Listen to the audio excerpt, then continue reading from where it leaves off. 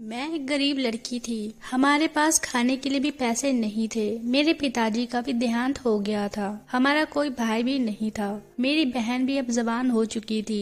उसकी शादी के लिए हमें बहुत सारे पैसे की जरूरत थी। उनकी ससुराल वालों ने माँ से कहा था अगर हमने उन्हें दहेज नहीं दिया तो वो रिश्ता तोड़ देंगे। जहाँ मैं नौकरी करती थी वहाँ 3 लड़कों ने मेरे साथ एक रात बिताने के मुंह मांगी रकम देने की ऑफर की। मैं मजबूर थी, इसलिए मैंने उनकी ऑफर एक्सेप्ट कर ली। जब तीनों लड़कों ने, मैं रात 1 बजे से छोटे से कमरे में बिस्तर पर पड़ी हुई थी और एक के बाद एक दूसरे लड़के ने, लेकिन यह सब कुछ जो मेरे साथ हो रहा था मेरी मर्जी से हो रहा था। मुझे अपने कपड़ों का भी होश नहीं था और ना ही अपने शरीर में होने वाले दर्द का कि मेरा सारा शरीर जख्मी हो गया था। यह सोचकर मेरी आत्मा कांप रही थी और मुझे उन्हें भी पूरा समय देना होगा। मैंने कभी नहीं सोचा था कि मेरी जिंदगी की कोई रात ऐसी भी होगी। मैं यह सब कुछ पैसे के बदले कर रही थी, इसलिए अब इन सब से पीछे हटने का तो सवाल ही नहीं बनता था।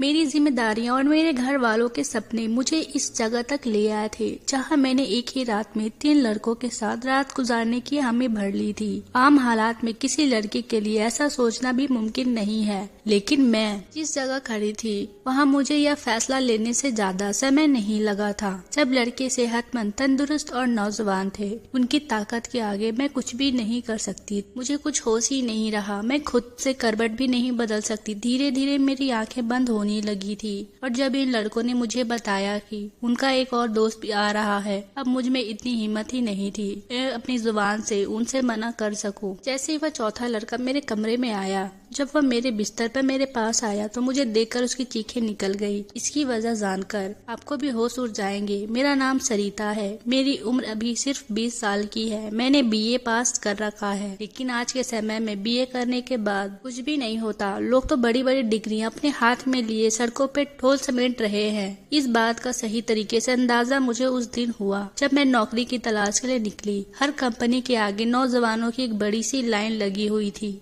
जो अपनी बारी का इंतजार कर रहे थे।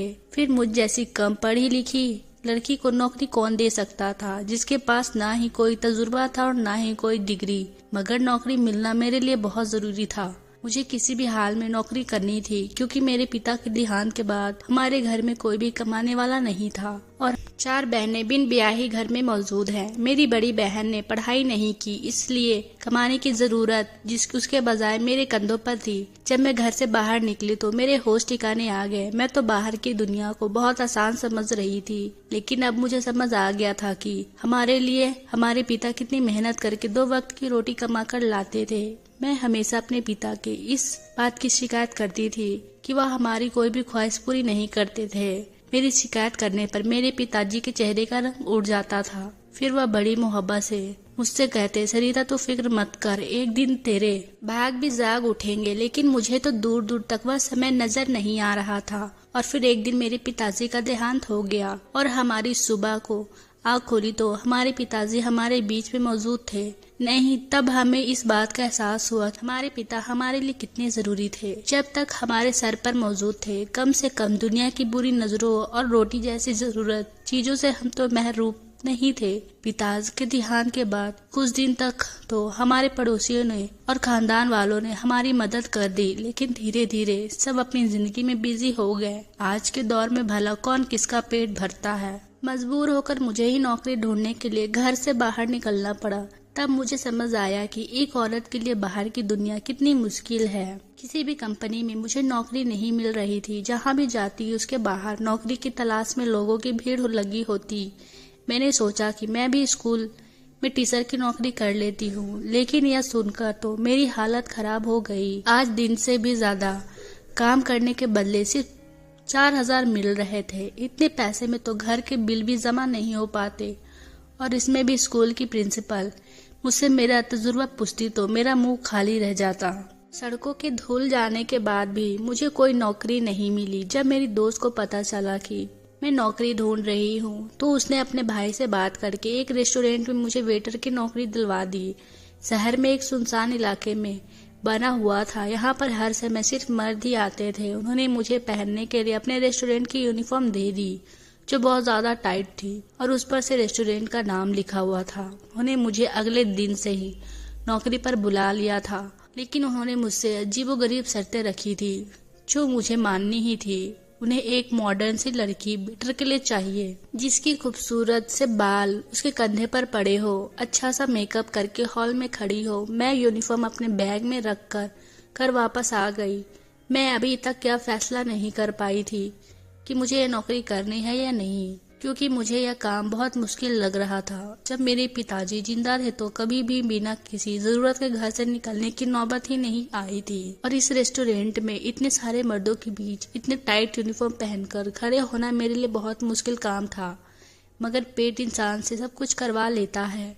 मैं घर वापस आई तो मेरी माँ दरवाजे पर खड़ी परेशान थी। मुझे देखकर उनकी आंखों में आंसू आने लगे। मैंने माँ से कहा कि आप यहाँ पर क्यों खड़ी हैं, तो माँ ने रोते हुए बताया कि बेटा बिजली के मीटर वाले आए थे और उन्होंने हमारे घर की बिजली बंद कर दी। माँ की बात सुनकर मेरा दिल बैठ गया। गर्मियों के दिन थे और इन दिनों में बिना बिजली के रहना बहुत मुश्किल काम था। पिछले 2 महीने से हमने बिजली का बिल जमा नहीं किया था। शायद इसी वजह से वह हमारे घर की बिजली काट कर चले गए थे। मेरी माँ के आंसुओं ने मुझे फैसले का आसान कर दिया। मैंने अपनी माँ को गले लगाकर दिलासा दिया और उन्हें बताया कि मुझे एक अच्छी नौकरी मिल गई है और कल से मुझे नौकरी पर जाना है। माँ ने मेरे सर पर हाथ रखकर कहा, अब तुम ही हमारा सहारा हो, तुम्हें ही अपनी बहनों की शादी भी करनी है। माँ ने एक बहुत बड़ी जिम्मेदारी मेरे कंधों पर डाल दी थी और मैं सोच रही थी कि अब मैं यह जिम्मेदारी कैसे निभाऊंगी, लेकिन जो भी हो मुझे यह फर्ज निभाना था। माँ ने मुझसे पूछा कि मुझे नौकरी कहाँ पर मिली है, लेकिन मैं उन्हें बता ही नहीं सकती थी कि मुझे कहाँ नौकरी मिली है। इसलिए मैंने माँ से कहा, एक बड़ी कंपनी में अच्छी नौकरी मिल गई है। मेरी नौकरी के समय दोपहर रात 12 बजे तक है। यह बात मैंने अपनी माँ को बहुत ही मुश्किल से बताई। मेरी नौकरी का समय जानकर मेरी माँ मुझे हैरत से देखने लगी और मुझसे पूछने लगी, ये कैसी कंपनी है जहाँ का समय दोपहर लंच के बाद से रात को 12 बजे तक है। मैंने अपनी माँ से झूठ कह दिया कि मल्टीनेशनल कंपनी है और यहाँ 24 घंटे काम होता है। इस समय हमें पैसे की जरूरत ज्यादा है। मेरी माँ ने मुझसे ज्यादा सवाल नहीं किए। अगले दिन दोपहर 2 बजे में रेस्टोरेंट में जाने के लिए निकल गई। मुझे नहीं पता था कि मेरी किस्मत मुझे यहाँ से कहाँ ले जाने वाली है। मैंने अपनी यूनिफॉर्म रेस्टोरेंट में जाकर ही चेंज की थी। मैनेजर ने मुझे रेस्टोरेंट के दरवाजे पर ही खड़ा कर दिया और कहने लगा कि आज तुम्हारा पहला दिन है, इसलिए तुम गेट पर खड़े होकर उनको वेलकम करोगी। और साथ में मुझे डांट कर यह कह रहा था कि यह कैसा मुंह बनाकर खड़ी हो जाओ, पहले मेकअप करके आओ। मैनेजर की बात सुनकर मैं शर्मिंदा हो गई क्योंकि मेरे पास मेकअप नहीं था। वहाँ पर एक और लड़की काम करती थी जिसने मुझे अपना मेकअप दिया और मैं रेड कलर की लिपस्टिक लगा दी। अच्छे तरीके से मेरा मेकअप किया। उसके बाद मैं अपने आप को आईने में देखकर हैरान रह गई। यह बात तो मैं पहले ही जानती थी कि मैं खूबसूरत हूँ और मेरा रंग भी सफेद है, लेकिन मेकअप करने के बाद तो मेरा रूप निखर गया था। मैं खुद को आईने में देख रही थी। यह लड़की मुझसे कहने लगी, यह लोग लड़कियों की खूबसूरती देखकर ही उन्हें यहाँ पर काम पर रखते हैं, वरना काम वाले लोग तो दुनिया में हजारों मिल जाते हैं। मैं जानती थी कि नौकरी मुझे मेरी काबिलियत की वजह से नहीं बल्कि मेरी खूबसूरती के वजह से मिली है। नौकरी का पहला दिन मुझे बहुत ही लंबा लग रहा था। मैं दोपहर 2 बजे से गेट पर आने जाने वाले मर्दों और औरतों को वेलकम कर रही थी। यहाँ पर औरतें कम ही आती थी और मर्द ज्यादा आते थे। रात तक खड़े खड़े मेरे पैरों में दर्द हो चुका था। अब मुझे वापस बसों में धक्के खाते हुए घर भी पहुंचना था। 1 बजे के करीब मैं अपने घर पहुंची। मेरी माँ मेरा इंतजार कर रही थी, मेरे लिए जाग रही थी। माँ ने मेरे साथ बैठकर खाना खाया, फिर हम बिस्तर पर लेट गए। मुझे अपने पिता की बहुत याद आ रही थी क्योंकि मेरे पिता मेरे बहुत ज्यादा नखरे उठाया करते थे। फिर भी मैं उनके कोई ना कोई शिकायत करती थी। जो आज मुझे पता चल रहा था कि वह कितनी मेहनत करके हम लोगों का पेट पाल रहे थे। मेरे पैर बहुत ज्यादा दर्द कर रहे थे। मुझे पता ही नहीं चला कि मुझे कब नींद आ गई। अगले दिन मैं दोपहर के बाद अपने घर से निकल गई, लेकिन आज मैनेजर ने मुझे गेट पर खड़ा नहीं किया बल्कि कस्टमर में ऑर्डर लेने के लिए काम दिया। मुझे थोड़ा सा अच्छा लगा, लेकिन कुछ ही देर में अंदाजा हो गया कि यहाँ कोई भी काम बिल्कुल भी आसान नहीं है, क्योंकि मैं जिस भी टेबल पर ऑर्डर लेने जाती वहां बैठे आदमी मुझे सर से पैर तक घूर कर देखते और फिर मुस्कुराते। बदले में मुझे भी मुस्कुराकर देखना पड़ता क्योंकि यह शर्त थी कि मेरी नौकरी में ही थी। जानबूझकर ऑर्डर देने टाइम लगाते और कभी कभी तो ऑर्डर देते समय इस कदर करीब आ जाते कि मेरा सांस रुकने लगता। ये रेस्टोरेंट हम जैसे वेटर की जगह से ही चल रहा था। अब मैं अच्छे से समझ गई थी, यहाँ आने वाले ज्यादातर मर्द तो वेटर की जगह से ही आते थे। दिन तेजी से गुजर रहे थे और मेरे यहाँ नौकरी करते 1 महीना हो गया था। 1 महीने में बहुत कुछ ऐसा हुआ जो मुझे अजीब लगा था। मर्दों की अजीब अजीब नजरें ऑर्डर देने के बहाने वेटर के करीब आ, लेकिन इस नौकरी की सबसे अच्छी बात यह थी कि मेरी सैलरी से अलग टिप से बहुत पैसे मेरे पास इकट्ठे हो जाते थे और उन पैसों को इकट्ठा करके बिजली का बिल जमा कर दिया। धीरे धीरे मैं यहाँ के माहौल की आदी होती जा रही थी। 3 लड़के रोज रेस्टोरेंट में आते और सबसे लास्ट वाली टेबल पर जाकर बैठ जाते। वो टेबल मेरे हिस्से में थी और रोजाना मैं ही उसके पास ऑर्डर लेने के लिए जाती थी। वह तीनों लड़के 20-21 साल के नौजवान थे। वह मुझे बहुत घूर के ऊपर से नीचे तक देखते। आज जब मैं उसके पास ऑर्डर लेने के लिए गई तो उसने से एक लड़का पूछने लगा, तुम यहाँ मजबूरी में नौकरी करती हो? मैंने उसे हाँ कह दिया। उसने एक लड़के ने अपनी जेब से अपना कार्ड निकालकर मेरे हाथ में दे दिया और कहने लगा, तुम हमें एक शरीफ लड़की लगती हो। अगर कभी किसी मदद की जरूरत हो तो इस नंबर पे कॉल कर लेना।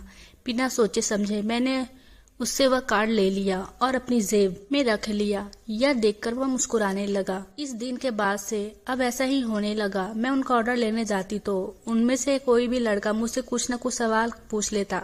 रोजाना होने वाली बात की वजह से हम लोगों के बीच में बेहतर जान पहचान हो गई थी। अब मुझे यहाँ नौकरी करते हुए दूसरा महीना भी गुजर गया था। माँ ने मुझे एक दिन बताया कि मेरी बड़ी बहन के लिए बहुत अच्छा रिश्ता आया है, जल्दी शादी करना चाहते हैं। माँ की बात सुनकर मैं परेशान हो गई, क्योंकि अभी तो मैंने घर के खर्चे की जिम्मेदारी ही उठाई थी। बहनों की शादियों के बारे में तो मैंने अभी तक सोचा भी नहीं था। माँ ने मुझसे कहा कि जहाँ तुम काम करती हो वहाँ से कुछ लोन ले लो। तुम्हारी तो बहुत बड़ी कंपनी है, अगर हमें वहाँ से लोन मिल गया तो तुम्हारी बहनों की शादी हो जाएगी। मेरी बहन जिसकी उम्र दिन ब दिन बढ़ती जा रही थी, मैं भी उनके लिए बहुत परेशान रहती थी। अब मैं अपनी माँ को कैसे बताती कि मैं एक रेस्टोरेंट में छोटी सी नौकरी कर रही हूँ, इतने पैसे मुझे कहाँ से मिलते। माँ ने जब मुझे यह कहा तो मैंने उनको किसी बात का जवाब नहीं दिया, लेकिन माँ की आंखों में मुझे एक उम्मीद नजर आ रही थी। माँ को पूरा विश्वास था कि मुझे कंपनी से लोन मिल जाएगा। अगले दिन मैं जब नौकरी पर गई तो सारा दिन परेशान रही और मेरे चेहरे की परेशानी मेरे साथ काम करने वाली लड़की ने भी नोट कर ली। वह मुझसे कहने लगी, क्या बात है, आज तुम बहुत ज्यादा परेशान लग रही हो। मैंने उसे बताया कि मेरी बड़ी बहन की शादी है और हमारे पास उनकी शादी के लिए पैसे नहीं है।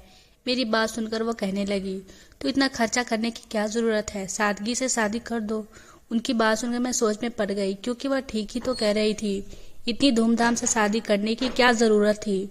घर आकर मैंने अपनी माँ को यही मशवरा दिया कि वह सादगी से बहन की शादी कर दे, लेकिन मेरी बात सुनकर वह कहने लगी, किसी को हमारे घर की हालात के बारे में कुछ पता नहीं है।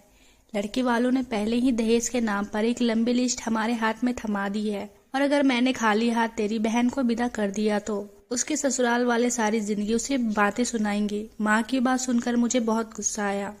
मैंने कहा कि ऐसे ज्यादा दीदी की शादी करने की क्या जरूरत है। मेरी बात सुनकर माँ मुझसे नाराज हो गई और कहने लगी, भगवान की कृपा से तेरी बहन का एक अच्छी जगह से रिश्ता आया है तो तुझे उसमें भी ऐब निकाल रही है। आज तेरा बाप जिंदा होता तो मुझे तेरी मिन्नतें न करनी पड़ती।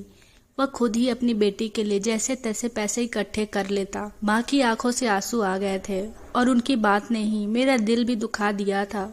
वह ठीक ही कह रही थी कि अगर हमारे पिताजी जिंदा होते तो वह किसी भी तरह हमारे लिए पैसा जमा कर लेते। मैंने अपनी माँ को गले लगाया और उनसे वादा किया कि मैं जल्दी ही पैसे का इंतजाम कर लूंगी।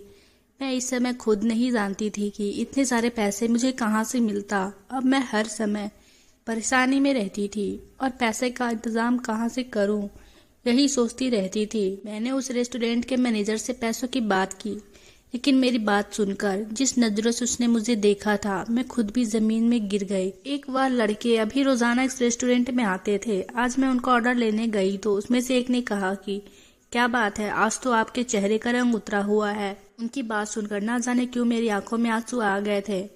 वह बार बार मुझे पूछने लगा कि मुझे क्या परेशानी है। मैं उसे बता दूं, हो सकता है हम आपकी मदद कर सके। ना चाहते हुए मैंने उसे अपनी पूरी बात बता दी, क्योंकि मुझे भी किसी की दोस्त की तलाश थी। मेरी बात सुनकर उसके चेहरे पर मुस्कुराहट आ गई और कहने लगा, इतनी छोटी सी बात के लिए तुम इतना परेशान हो रही हो? मैंने तुम्हें अपना कार्ड इसलिए दिया था कि तुम्हें कोई भी परेशानी हो तुम मुझे याद कर लेना। मैं हैरत से उसके चेहरे को देखने लगी। मैं सोच भी नहीं सकती थी वो तीनों अजनबी लड़के मुझे पैसे दे सकते थे। लड़कों ने मुझसे पैसे देने की हामी भर ली।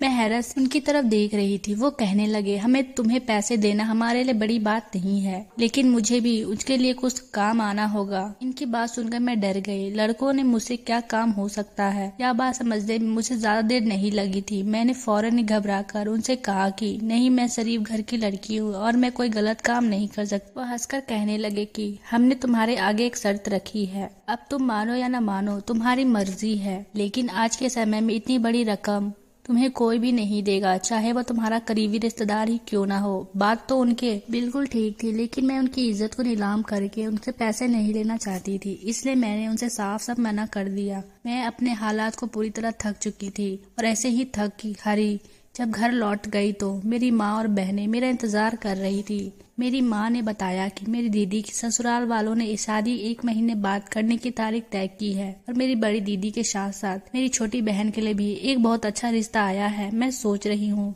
इसकी बात भी पक्की कर दूं। इसी तरह एक खर्चे में 2 शादियां हो जाएगी। छोटी बहन के रिश्ते की बात सुनकर मुझे बहुत ज्यादा खुशी हुई। वही 1 महीने का समय सुनकर मेरी जान निकल गई। पैसे का कोई इंतजाम नहीं हो रहा था और माँ मुझ पर उम्मीद बांधे थी बैठी थी। मैंने एक नजर अपनी दीदी को देखा, उनके चेहरे पर मुझे खुशी नजर आ रही थी। मैं अपनी दीदी के ससुराल वाले से मिली थी। वो लोग सच में बहुत अच्छे थे और आज के दौर में सादगी और बगैर दहेज के दुल्हन कौन लेकर जाता है, और अपनी बहनों की खुशी को हमेशा ऐसे ही देखना चाहती थी। मैंने माँ से कहा कि आप शादी की तारीख पक्की कर दो, मैं पैसे का इंतजाम कर लूंगी। मेरी बात सुनकर घर में खुशी की लहर दौड़ गई, मगर मेरे घर वाले इस बात से बिल्कुल बेखबर थे। यह खुशी मेरी इज्जत के बदले उन्हें मिलने वाली थी। अगले दिन मैं उन तीनों लड़कों से हामी भर ली। मुस्कुराकर कहने लगे, हम जानते थे तुम जरूर मान जाओगी। उन चारों ने एक रात के लिए मुझे अपने साथ ले जाने की बात की। मैंने माँ को बताया कि साल के आखिरी वजह से कंपनी में बहुत ज्यादा काम है, मुझे पूरी रात कंपनी में ही रुकना पड़ेगा। मेरी कंपनी ने मेरा लोन पास कर लिया है, इसलिए मुझे भी अब उनकी बात माननी पड़ेगी। लोन पास होने की बात सुनकर मेरी माँ बहुत ज्यादा खुश हो गई और उन्होंने मुझे रात रुकने का इजाजत भी दे दी और मैंने रेस्टोरेंट से छुट्टी ले ली। उसके बाद मैं लड़कों के साथ चली गई। इन लड़कों ने मुझे अपना निशाना बना डाला और जब चौथा लड़का अंदर आया तो मुझे देखकर उसकी चीखें निकल गई और मैं अपने जीवन की आखिरी सांसें गिन रही थी। उसने फौरन ही मुझे अपने हाथों से उठाया और गाड़ी में डालकर छोटे से हॉस्पिटल में ले गया। इस हॉस्पिटल में शायद उनका कोई जानने वाला डॉक्टर था। कई घंटे आईसीयू में रहने के बाद मेरी हालत कुछ बेहतर हुई, लेकिन मेरा जख्म शरीर मेरी पूरी बर्बादी की गवाही दे रहा था। वो लड़का जो लोगों का ही दोस्त था, लेकिन उसके अंदर इंसानियत अभी बाकी थी। उसे मुझ पर रहम आ गया, शायद नहीं तो बिस्तर पर दम तोड़ जाती। मेरी माँ का फोन करके बता दिया था कि मेरी कंपनी से छुट्टी नहीं हुई है। इस लड़के ने हॉस्पिटल का सारा खर्चा खुद उठाया और उसके दोस्तों ने मुझे पैसे दे दिए थे। वह चारों बहुत अमीर कारोबारी लोगों के बेटे थे। अगर वह चाहते तो वगैरह मेरी इज्जत पे भी मेरी मदद कर सकते थे। मेरी तबीयत कुछ ठीक हुई तो हॉस्पिटल वाले ने मुझे छुट्टी दे दी और फिर पूरी रकम भी मेरे हाथ में आ गई थी। लेकिन अब कुछ भी पहले जैसा नहीं रहा। इस लड़के ने मुझे अपनी फैक्ट्री में नौकरी की ऑफर दी थी और यकीन दिलाया था कि मैं वहाँ इज्जत से नौकरी करूंगी। आज मेरी दोनों बहनों की शादी थी। अब मैं इस लड़के की फैक्ट्री में नौकरी कर रही हूँ। एक बात मैं अच्छी तरह जान गई थी कि बगैर किसी मतलब के मदद की ना के बराबर ही है। नौकरी करने वाली लड़कियों को इज्जत की नजर से देखे, क्योंकि बहुत ही मजबूरी की हालत में अपने घरों से निकलती हैं। फिर वह तंग कपड़े पहन रही हो या किसी रेस्टोरेंट के गेट पर ही क्यों न खड़ी हो, अगर वह ऐसे कपड़े पहन रही है तो उनकी बहुत ज्यादा मजबूरी हो। इसका मतलब यह नहीं है कि वह आवारा या बचलन है। औरतों को सम्मान दे, उनकी इज्जत करे। दोस्तों, मैं उम्मीद करती हूँ आपको कहानी पसंद आई हो तो वीडियो को लाइक, चैनल को सब्सक्राइब करना ना भूले और साथ ही साथ बेल आइकन भी प्रेस कर ले ताकि ऐसे ही मैं वीडियो आपके लिए लाती रहूँ। धन्यवाद दोस्तों।